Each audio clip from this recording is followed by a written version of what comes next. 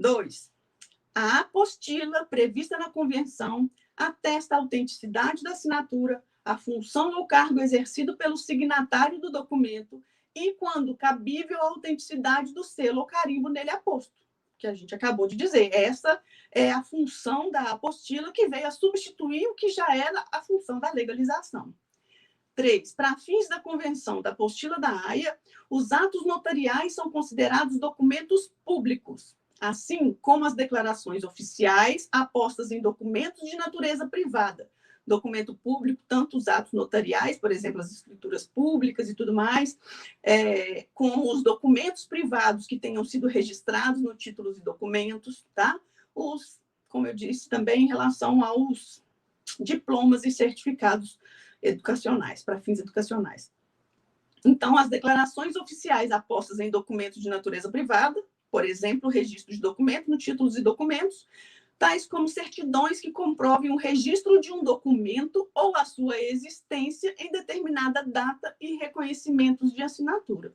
Tá? Então, aqui está dizendo que tipo de documentos que eu posso apor à apostila. Tá? São exatamente os mesmos documentos em que se exige a legalização, agora só nos países que não sejam signatários da Haia. E a número 4.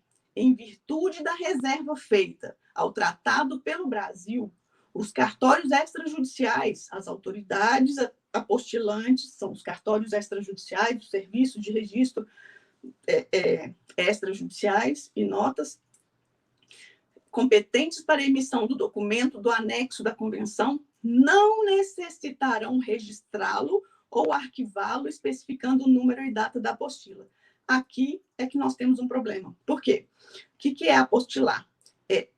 Bem resumidamente, um documento, uma certidão de nascimento, bem simples. Uma certidão de nascimento. O que significa apostilar? Primeira coisa, você tem que escanear essa certidão de nascimento, aí você vai preencher os dados da apostila, lá vai ter um cadastro desse documento e vai ter a imagem desse documento e um QR Code na apostila, que na verdade a apostila é o documento, é um papel de segurança onde nós vamos imprimir informações e nesse papel de segurança tem o QR Code para entrar diretamente lá no documento que já foi apostilado. Essa é a exigência, tivemos alterações aí agora em função da mudança de competência, não é mais o CNJ que faz o acompanhamento, né, que é responsável pelo sistema, que chamava SEI, agora é a Noreg Brasil, em função disso, a Noreg é que faz faz, na verdade, o controle e o acompanhamento desse sistema, não é mais o CNJ, apesar do CNJ continuar, claro, com a fiscalização. Então, essa assertiva está errada, gente, porque não existe nenhuma reserva no tratado para o Brasil, tá? Aí, assinale a alternativa correta, nós temos aqui a letra D, somente as afirmativas 1, 2 e 3. Tá bem? Certinho? Aqui. Exatamente. D. Vamos aqui para número 4. Essa é do Tribunal de Justiça do Distrito Federal e Territórios, de 2012, é antiga. A gente sempre tem que ver que, por mais que tenha muita coisa que já mudou, né, depois de 2012, a gente sempre tem que enxergar isso aqui, tanto com a visão crítica temporal, quanto com a visão crítica espacial, já que nós estamos falando de regras do Distrito Federal aqui, e vocês vão fazer provas sobre Mato Grosso do Sul, né? E, além do mais, nós temos algumas especificidades que são até inaplicáveis de um para o outro, né? De um estado para o outro. De uma UF para outra, né? Nós estamos falando do DF. Primeiro, vamos na assertiva, de acordo com o Código Civil. Isso é muito importante. E aí, eu deixo aqui a minha sugestão para vocês. Deixa eu ver aqui se agora eu vou conseguir fazer o contorno aqui. Olha só, na hora que estiverem lendo, faz assim, ó. Mas faz com mais cuidado. Não estou dando conta aqui de fazer, não. Mas, enfim, circulem o que é importante, grifem o que é importante, porque na primeira leitura você capta essas informações mais importantes. Na segunda leitura você já está viciado, porque você já fez um juízo de valor daquilo que você já leu. Então, a primeira leitura é extremamente importante. Você tem que marcar tudo que você vê que tem chance de criar ali alguma condição, uma resposta diferenciada. E quando está citando qual que é o fundamento, aqui está falando de acordo com o Código Civil, eu tenho que marcar o Código Civil aqui para não esquecer e responder de acordo com outra legislação que pode estar conflitando, lei de registros públicos, por exemplo, né? Ou até as normas. Então, de acordo com o Código Civil, gente, consistem em objeto de averbação em registro público. Nós estamos falando de Código Civil e de averbação em registro público. Ô, gente, averbação... Deixa eu voltar aqui. Averbação em registros públicos, nós temos essa regra... não consegui. Nós temos essa regra tanto no Código Civil quanto na Lei de Registros Públicos. E ainda algumas especificidades, né, em atos administrativos. Nós falamos de um aqui hoje muito importante, provimento 73, é um tipo de averbação que a gente faz no registro, né, no registro de nascimento e, eventualmente, de casamento, de registro de nascimento de filho, para alterar o nome do transgênero, e isso não tem em lei federal, tá? Por motivos óbvios. Ainda não chegou a hora de fazer a lei federal, e aí a gente teve que fazer o quebra-galho, entre muitas aspas aí, que a gente tem feito há tanto tempo, né? Discutível a validade ou não, mas enfim, é o que está salvando, senão o mundo estaria parado, o Brasil estaria parado aí, em termos de leis há muito tempo. Então, de acordo com o Código Civil, o que é objeto de averbação em registro público? Letra A. A sentença declaratória de ausência de morte presumida. Gente, sentença declaratória de ausência, artigo 94 da Lei de Registros Públicos. Registro, no livro E.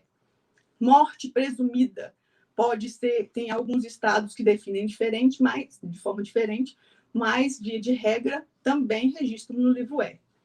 Nascimentos, casamentos e óbitos, tranquilo, né? Nascimento é registro no livro A, casamento, registro no B ou B auxiliar, óbito de pessoas, registro no livro C, de feto, livro C auxiliar.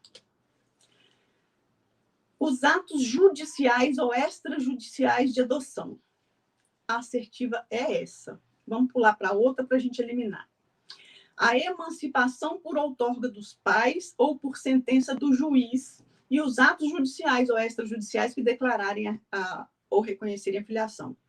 Emancipação, artigo 89 da Lei de Registros Públicos, registro, tá? Tanto outorga dos pais quanto por sentença. Reconhecimento de filho é averbação, mas aí a emancipação aqui está divergindo, não é averbação, então não é essa assertiva. Por que a letra C, se nós sabemos que, pelo Estatuto da Criança e do Adolescente, a adoção cancela o registro primitivo e lava um novo registro. Então, a adoção hoje é registro no livro A, não é? Sim, em termos. Primeiro, que em 2012, nós lembra lá do que a gente circulou lá no CAP, lá no enunciado? Código Civil. Em 2012, existia ainda o artigo 10 do Código Civil, que dizia lá na letra C que eram averbados os atos de adoção. E aí o Estatuto da Criança e do Adolescente, ele é específico, Lei Especial de Crianças e Adolescentes. Então, o que veio vigorando até a alteração do Código Civil? Todo mundo entendeu, e é assim que funcionava, né? Veio vigorando da seguinte maneira: o ECA aplicável para adoção de menores, e aí cancela o registro e faz um novo registro, e o Código Civil para registros de maiores de 18 anos. Então, essa assertiva que estaria correta, primeiro, de acordo com o Código Civil, não é de acordo com o ECA, e segundo, lembrando que é 2012. Tá? O que aconteceu depois disso? Nós vamos falar. Primeiro, então, a assertiva que está errada, que está correta, os atos judiciais ou extrajudiciais de adoção que são passíveis de registro de acordo com o Código Civil, isso em 2012. Depois disso, o que aconteceu? O Código Civil foi reformado, esse artigo 10 foi revogado, e aí todo o procedimento de adoção que era descrito no Código Civil, que conflitava com o ECA, e por isso era utilizado só para adoções de maiores, toda essa bagagem aí em torno de adoção foi revogada, e aí ficou um artigo dizendo o seguinte: aplica-se para os maiores, no que couber, as regras do Estatuto da Criança e do Adolescente em relação à adoção. Então, passou-se a cancelar registro, né, de adoção de maiores e fazer lavratura de novo registro do mesmo jeito, sem constar que é por adoção, com todas as regras do Estatuto da Criança e do Adolescente. Só que, aí vocês tomem bastante cuidado. Nós temos atos normativos, por exemplo, o Código de Normas de Minas Gerais, que fala o seguinte: o juiz pode entender que por um motivo específico daquele caso concreto, não vai cancelar o registro e vai fazer por averbação. Isso é possível? No caso específico, sempre é. Né? E por que isso, gente? Porque posso ter, por exemplo, uma pessoa com a ficha penal daqui de Belo Horizonte, aí pertinho de vocês, né? Então, aí bonito. Então, veja só, se acontece isso, o juiz pode entender: não vou cancelar esse registro. Eu vou ele mandar lavrar registro novo, permitir que mude o prenome? Não. Nesse caso aqui, ele vai ter deferido a adoção, ele tem direito. Mas, nesse caso, vai ser por averbação e não por cancelamento do registro. Pronto, fizemos agora um apanhado sobre adoção, né?